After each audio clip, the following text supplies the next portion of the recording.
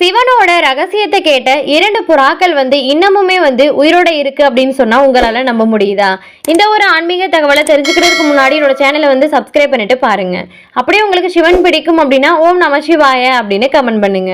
ஒரு நாள் பார்வதி தேவி சிவன் கிட்ட ஒரு கேள்வி கேக்குறாங்க.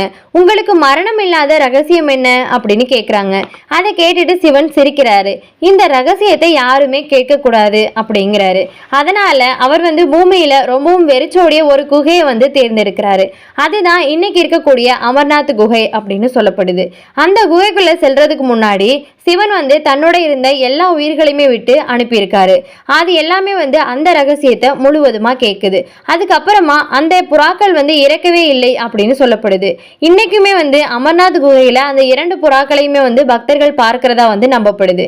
நந்தி முன்னாடி போகுது, அதுக்கப்புறமா சந்திரன் போகுது, பாம்பு கூட போகுதுங்க. ஆனா யாருமே இல்லை அப்படின்னு சொல்லிட்டு நினைச்சுக்கிட்டு சிவன் அமரத்துவ ரகசியத்தை சொல்ல ஆரம்பிக்கிறாரு. ஆனா அவருக்கே தெரியாம அங்க 2 புறாக்கள் இருந்திருக்கு. அது அந்த ரகசியத்தை முழுவதுமா கேக்குது. அதுக்கப்புறமா கூட அந்த புறாக்கள் இறக்கவே இல்லைங்க. இன்னைக்குமே அமர்நாத் குகையில அந்த 2 புறாக்களை பக்தர்கள் பார்க்கிறாங்க அப்படின்னு நம்புறாங்க. அதனாலதான் இந்த குகையில உருவாகக்கூடிய பனி சிவலிங்கம் சிவனோட அமரத்துவத்தோட அடையாளமா சொல்லப்படுது.